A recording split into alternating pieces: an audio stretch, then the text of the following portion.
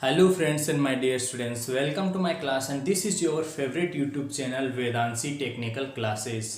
कहते हैं दोस्तों कि सोचने से कहाँ मिलते हैं तमन्नाओं के शहर, सोचने से कहाँ मिलते हैं तमन्नाओं के शहर, चलना भी जरूरी है मंजिल को पाने के लिए, चलना भी जरूरी है मंजिल को पाने के लिए।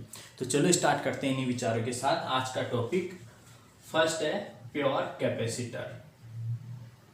प्योर कैपेसिटर, कैपेसिटर शुद्ध संधारित्र, शुद्ध संधारित्र। तो संधारित्र क्या होता है दोस्तों, ये ऑलरेडी अपन पढ़ चुके हैं। संधारित्र क्या होता है, दो चालक प्लेटें होती है, दो चालक प्लेटों के मध्य कोई परावैद्युत माध्यम भरा होता है। इस प्रकार से जो युक्ति बनती है उसी को अपन क्या बोलते हैं, संधारित्र। आज अपन पढ़ेंगे बिल्कुल प्योर संधारित्र के बारे में। तो जैसा कि स्टूडेंट्स मैंने प्योर इंडक्टर के लिए बताया था कि इस दुनिया के अंदर प्योर कुछ भी नहीं होता, ये मात्र एक कल्पना है। प्योर बिल्कुल शुद्ध कुछ नहीं होता, ये मात्र एक कल्पना है। शुद्ध संधारित्र कुछ नहीं होता, कुछ ना कुछ उसके अंदर जो है इम्प्योरिटी भी होती है, कुछ ना कुछ। देखो अब ध्यान दो, प्योर कैपेसिटर किसे कहते हैं अपन, जैसे कैपेसिटर के लिए अपन ने पढ़ा था, ये कैपेसिटर है, ये कोई परावैद्युत माध्यम है, ये परावैद्युत माध्यम, परावैद्युत माध्यम। प्योर कैपेसिटर में होता क्या है, अपन ये बोलते हैं, ये कल्पना करते हैं कि शुद्ध संधारित्र में, शुद्ध संधारित्र में धारा, धारा I का मान, धारा I का मान वोल्टेज, वोल्टेज V से 90 डिग्री आगे, इंग्लिश में बोलते हैं दोस्तों इसे लीड, इंग्लिश में क्या बोलेंगे, लीड, लीड करता है। धारा का मान वोल्टेज से 90 डिग्री आगे रहता है, या फिर अपन इंग्लिश में बोलेंगे लीड करता है। इट मीन्स जैसे अपन फेजर डायग्राम बनाए, ये वोल्टेज है, ये वोल्टेज है, ये वोल्टेज, तो धारा जो है वो 90 डिग्री आगे रहेगी, धारा 90 डिग्री आगे रहेगी। किसके लिए, कैपेसिटर के लिए, प्योर कैपेसिटर में, प्योर कैपेसिटर, शुद्ध संधारित्र कैपेसिटर में। यदि इसका वेवफॉर्म अपन बनाए तो ऐसे बना सकते हैं,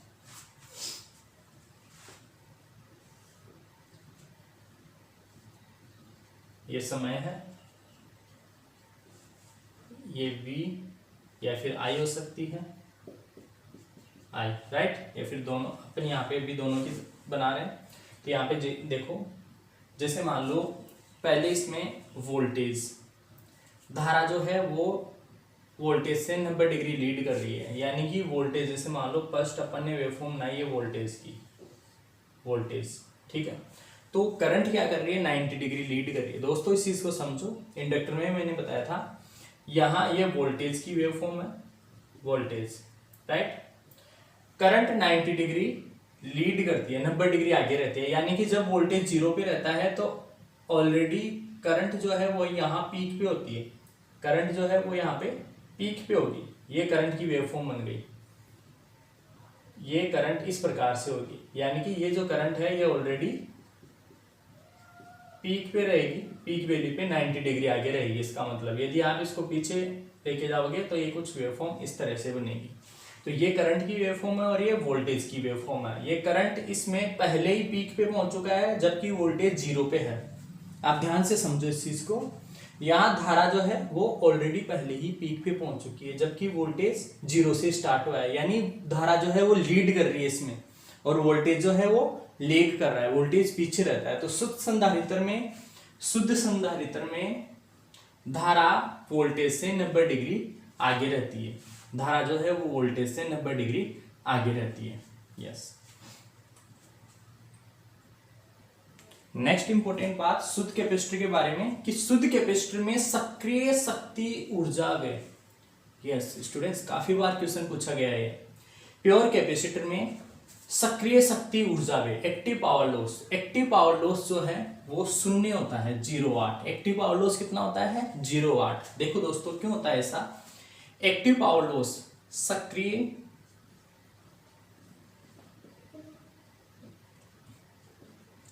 शक्ति व्यय जो होता है वो दिया जाता है P बराबर वी आई कोस फाई से। P बराबर V I cos phi. Phi क्या है? वोल्टेज और धारा के बीच का कोण है।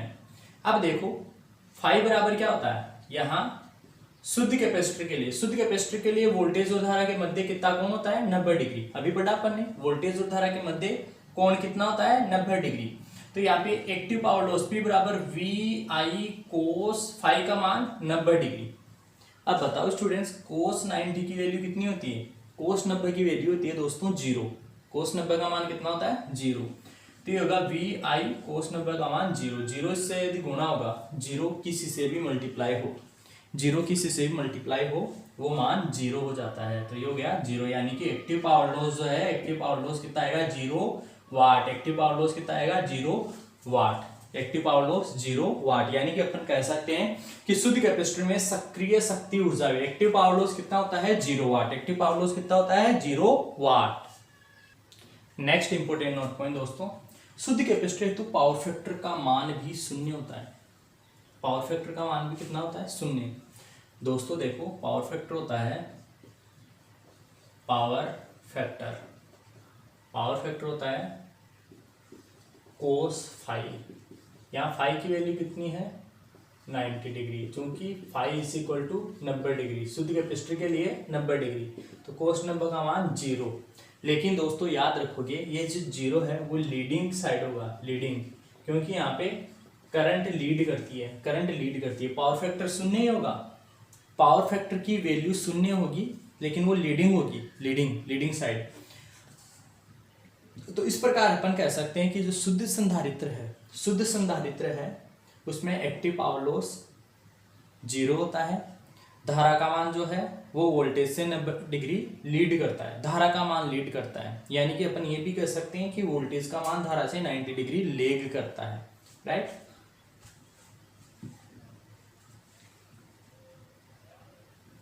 नेक्स्ट है दोस्तों कि डीसी के लिए कैपेसिटिव रिएक्टेंस धारिकीय प्रतिघात का मान अनंत होता है। डीसी के लिए कैपेसिटिव रिएक्टेंस का मान कितना होता है? अनंत होता है। समझो इस चीज को, बहुत ही इजी सा कंसेप्ट है। कैपेसिटिव रिएक्टेंस अपन को पता है, capacitive reactance XC is equal to होता है 1/2 pi FC। XC is equal to 1/2 pi FC। मात्रक होता है इसका दोस्तों ओम, मात्रक होता है इसका ohm. X is equal to 1/2 pi FC।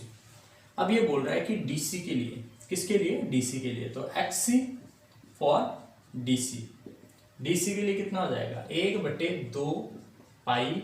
बताओ दोस्तों, डीसी के लिए आवृत्ति कितनी होती है? डीसी के लिए आवृत्ति होती है 0। डीसी के लिए आवृत्ति होती है 0 हर्ट्ज, 0। तो यहाँ वैल्यू पुट करेंगे अपन 0। ये 0 है, अभी मैंने बताया 0 किसी भी संख्या से गुणा होके 0 ही बना देता है। तो ये हो जाएगा 1/0, और 1/0 कितना होता है दोस्तों? 1/0 का मतलब होता है अनंत। 1/0 का मतलब होता है अनंत। तो XC फॉर डीसी, डीसी के लिए XC का मान होगा अनंत ओम, यानी कि कैपेसिटिव रिएक्टेंस जो है वो डीसी के लिए अनंत होता है, यानी कि डीसी को गुजरने नहीं देगा ये। यदि अपन संधारित्र के सिरों पे डीसी आरोपित करेंगे तो ये अनंत रिएक्टेंस, अनंत ओम का जो प्रतिरोध है वो उत्पन्न करेगा और डीसी को रोक लेगा, डीसी को रोक लेगा, डीसी को गुजरने नहीं देगा। इंपॉर्टेंट कॉन्सेप्ट, डायरेक्टली क्वेश्चन पूछा जाता है यहाँ से। यस, उतारो। नेक्स्ट टॉपिक है दोस्तों संधारित्रों के उपयोग। अब अपन ये जो डिवाइस बनाए कैपेसिटर, देखो ध्यान दो, ये अपन ने कैपेसिटर बनाया, इसके मध्य कोई पराविद्युत माध्यम भरा, ये दो चालक प्लेटें थी, ये पराविद्युत माध्यम ε0, प्लेटों का क्षेत्रफल A, मध्य दूरी D, ठीक है। इसमें दो गुण मिले अपन को, एक इसकी धारिता C बराबर ε0A/D या फिर C बराबर Q/V, एक गुण और मिला XC कैपेसिटिव रिएक्टेंस धारिकीय प्रतिघात, XC is equal to 1/2 pi FC। तो इस प्रकार की ये जो युक्ति मिली अपन को, इसके एप्लीकेशंस क्या है, इसके उपयोग क्या है? तो देखो, फर्स्ट उपयोग होता है दोस्तों संधारित्र का उपयोग फिल्टर परिपथों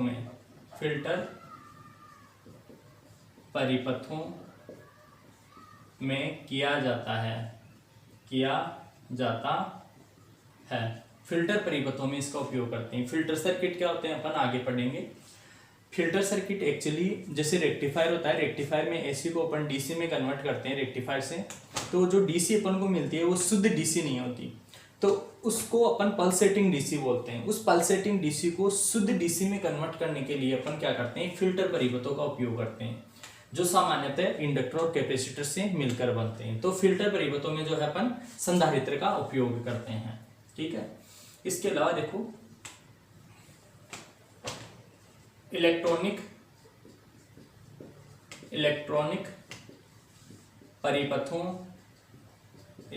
परिपथों में बाईपास कैपेसिटर के रूप में, बाईपास कैपेसिटर के रूप में। बाईपास कैपेसिटर के रूप में क्यों दोस्तों? क्योंकि डीसी को रोक देता है, डीसी को बाईपास कर देता है। अभी अपन ने पढ़ा ना, ये बाईपास किसको करेगा? डीसी को बाईपास करेगा, डीसी को रोक लेगा, डीसी को अपने अंदर से गुजरने नहीं देगा, डायरेक्टली आगे गुजार देगा। तो इसीलिए इनको बाईपास कैपेसिटर के रूप में इस्तेमाल करते हैं अपन। इसके अलावा देखो मोस्ट इंपोर्टेंट, पावर फैक्टर सुधारने में, पावर फैक्टर शक्ति गुणांक जो होता है पावर फैक्टर, उसको सुधारने में तो पावर फैक्टर को सुधारने में भी अपन किसका इस्तेमाल करते हैं? संधारित्रों का, कैपेसिटर्स का इस्तेमाल करते हैं। इसके अलावा दोस्तों जो अपनी सिंगल फेज इंडक्शन मोटर होती है, उनमें एक फेज को दो फेजों में विस्थापित करने के लिए, सिंगल फेज, तीन फेज नहीं, ओनली सिंगल फेज, तीन फेज में जरूरत ही नहीं होती कैपेसिटर की। तो सिंगल फेज इंडक्शन मोटर को अपन प्रेरण मोटर भी बोलते हैं। इंडक्शन मोटर में, सिंगल फेज इंडक्शन मोटर में एक फेज को दो फेजों में विभक्त करने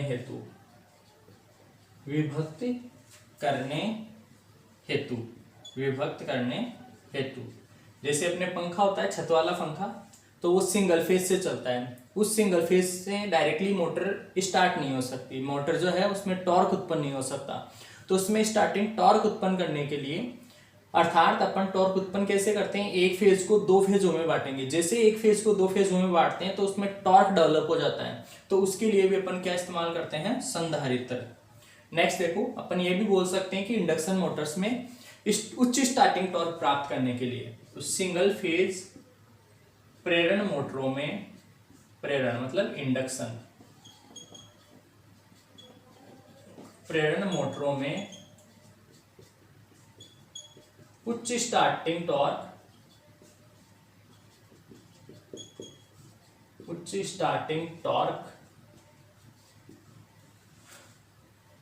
उत्पन्न करने के लिए, उत्पन्न या फिर प्राप्त करने के लिए।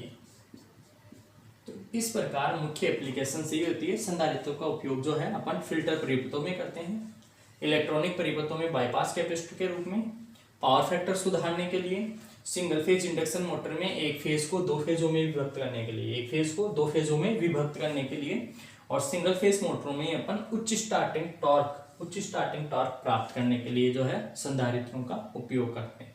राइट, बता रहे।